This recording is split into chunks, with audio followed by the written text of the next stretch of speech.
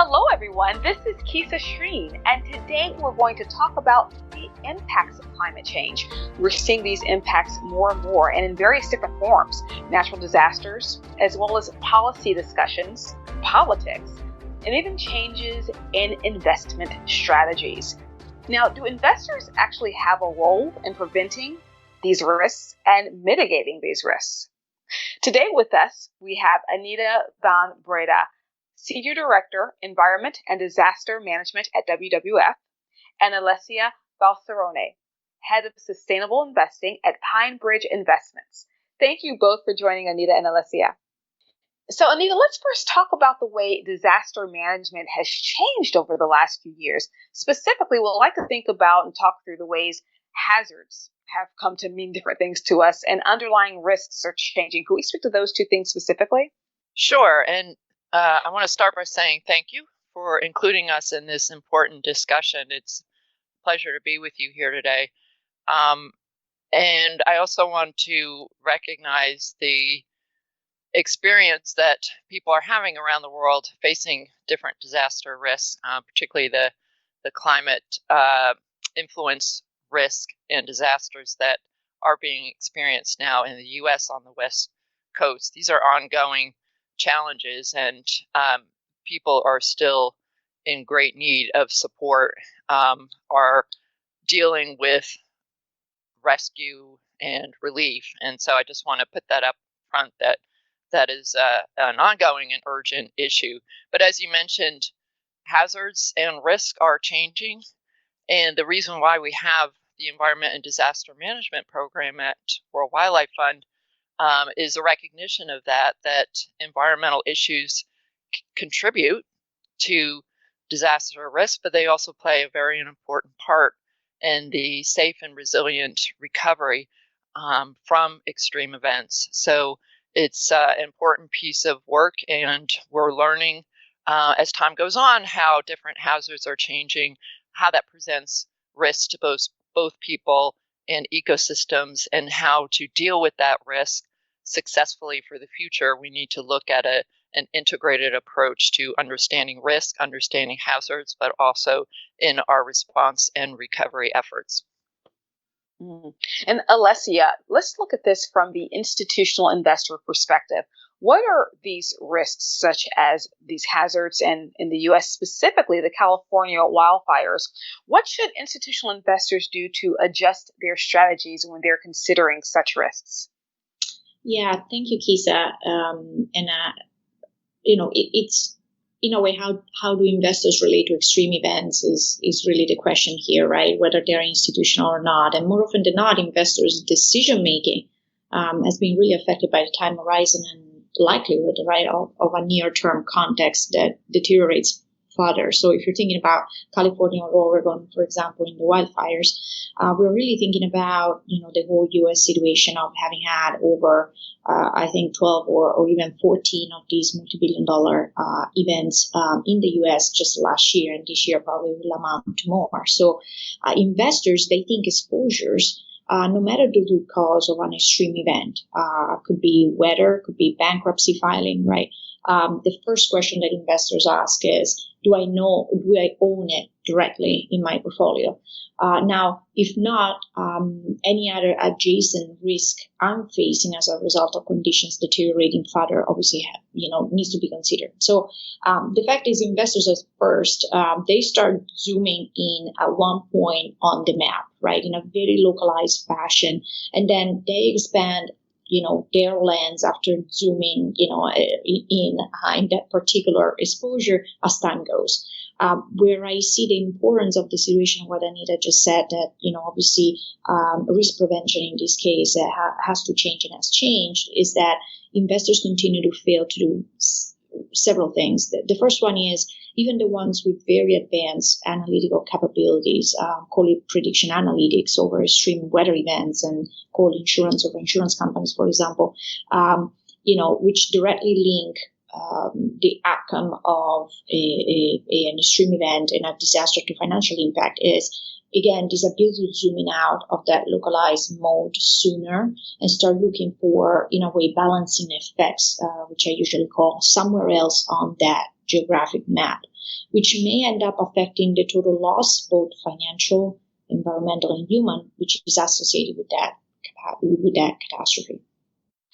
When we're looking, Anita and Alessia, when we're looking at prevention, my thought is partnerships would likely play a role in mitigating and preventing such future events. What do these partnerships look like? So in terms of institutional investors and governments, how do these partnerships come about? And then once they're in play, what is the expectation around solving for these things?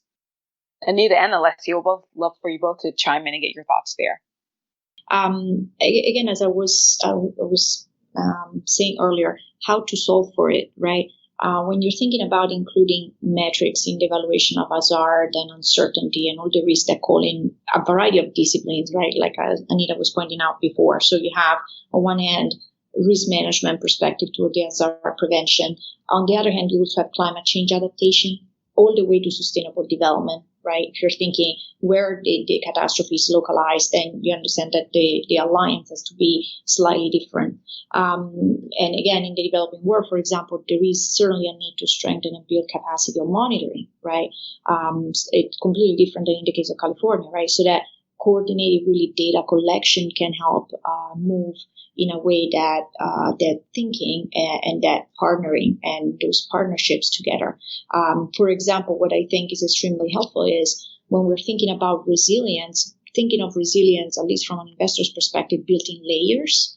So I call it an influence map, which investors have available and they need to tap in, which is that old network of government, national bodies. You're talking about municipalities, and scientific bodies, in this case, NGOs, in a forward-looking way that obviously allows for early intervention, but planning for. And that would ultimately reduce both the human and the financial cost of future disasters. So that in a ways, how does this influence map have worked over time so that resources can indeed be poured to confront these type of risks? Great. And Anita, what are your thoughts? Yeah, no, that's great. And I have almost exactly the same thoughts of what Alessia just said. And that if we replace what she said in terms of the private sector and companies with civil society organizations and NGOs, we have almost the same approach. And Kissia, you mentioned partnerships, and that is a fundamental element to the work that I do, integrating the environment and disaster management, and that's key for us all going forward. So we're trying to move away from the notion that climate change adaptation or resilience building is the responsibility of a department or a team or an individual. No, we all have to build our own capacity to understand what is adaptation, what is resilience, and what is my role and responsibility in contributing to that. And so we are working very deliberately within WWF to look at how to build the capacity to do that, to try to facilitate that type of multi-participant, if you will, analysis and then response, because the way that the world is changing, the number, scale, and scope of hazards and risks that we are all facing, it will be virtually impossible for one group, one organization, one sector to address that. We really have to figure out how to do that more successfully together. And so I am very committed, for example, to training the next generation of practitioners and actively facilitating their ability, whether they're working for an NGO like WWF or the Red Cross or CARE or the private sector company or those working in the public sector with governments. We all need to be able to work together, understand each other, and communicate in a way in order to deal with these hazards and risks that we're facing. One word that I hear, that I heard from both of you, and it keeps coming up, is resilience. So resilience planning, determining resilience. Is there a top three? If we want to give a 3-step process for these are the top 3 things that we should think about, that any entity should think about when it comes to resilience? This crosses sectors, this crosses regions. Sure. That is an interesting and a complicated challenge that you put to us. We hear the word resilience a lot these days, and we all think of resilience as a good and positive thing, and by and large it is. But bad things can also be resilient, right? So we really have to, one, sort of clarify when we say resilience, what do we mean by that? And then look at a comprehensive approach to understanding, what needs to be resilient, who needs to be resilient, how do you need to be resilient, and then how do you get there? So it's a matter of taking the time and the effort and having the space to think about what it means for you and how you're thinking of that term and that word and that approach, and then working with others to maybe expand that perspective. And I know that within WWF, my colleagues who specifically work with the private sector, they take basically a three-pronged approach. One is to help the private sector look at where is risk, what is resilience, and then how to prioritize those issues. And then secondly, looking at nature-based approaches to try to address that resilience objective or that risk. And then thirdly, to collaborate with others because of what we were just talking about in terms of the integrated need to address these things over time. Perfect. And the last question here, just want to get your thoughts about, have the philosophies of corporations and investors, have they changed over the last few years? And if so, what would you say was the benchmark event or the time period? And then where is, in terms of our hoped for desired outcome, where would we like these mindsets to be, say, in 12 months or 18 months or so? I think, Kisa, that I have a very visual image of growing up in a highly seismic region in central Italy. And so your question reminds me, 2017 alone, we had 6 months of deadly earthquakes, which resulted in 24 billion losses for the country, but, hundreds of deaths, right? So when we're thinking about resilience building programs and we have to consider that climate change can't be approached without, putting in the context of demographic change as well. And now, obviously, population is shifted and transitioned over time, where the rebuilding happens, and so on and so forth. So I think, from my perspective, that the changing nature of demographics is something that obviously is grabbing a lot more of headlines along the lines of the sustainable development, obviously, issues or goals and ambitions that our world has, along with investors. Yet, I go back to how many days go by after an extreme event, call it the wildfires, before investors start, number one, worrying about their longer-term consequences, and number two, thinking about other negative externalities that are associated with this increased social cost of these extreme events, which affect not just the local ecosystem, as I said, the zooming in effect, but you have access to productivity in a specific region that is obviously affected by extreme events. So I think, going back to what Anita just said, it is not just about what has changed, in what headline may have switched, sort of the focus on how do we build resilience and what we mean by that, but also the fact that this is a dynamic process that can be even more prolonged than rebuilding infrastructure or physical infrastructure itself, right?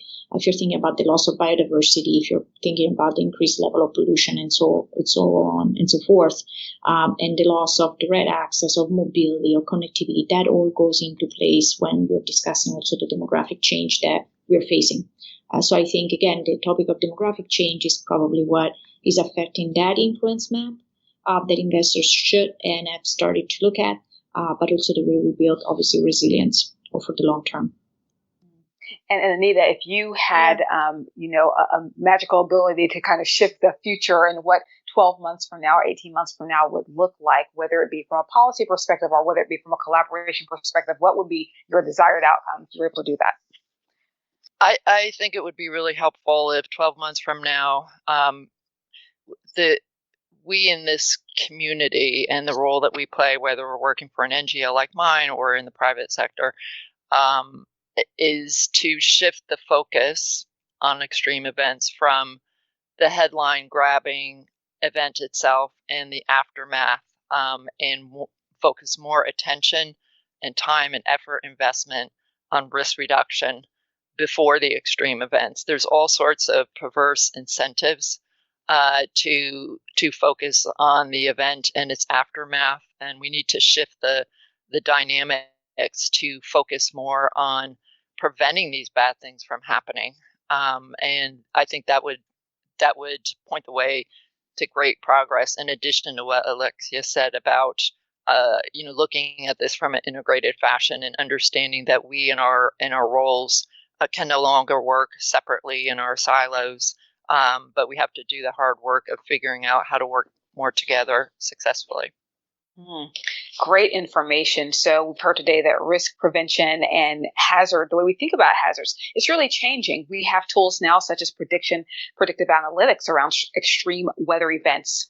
Also, sustainable development, risk management, prevention, analytics, and data collection all play a role in prevention and mitigation. But it takes a village, municipalities, scientific bodies, private companies, and NGOs. These sorts of partnerships can really work toward reducing the human and financial costs around these disasters.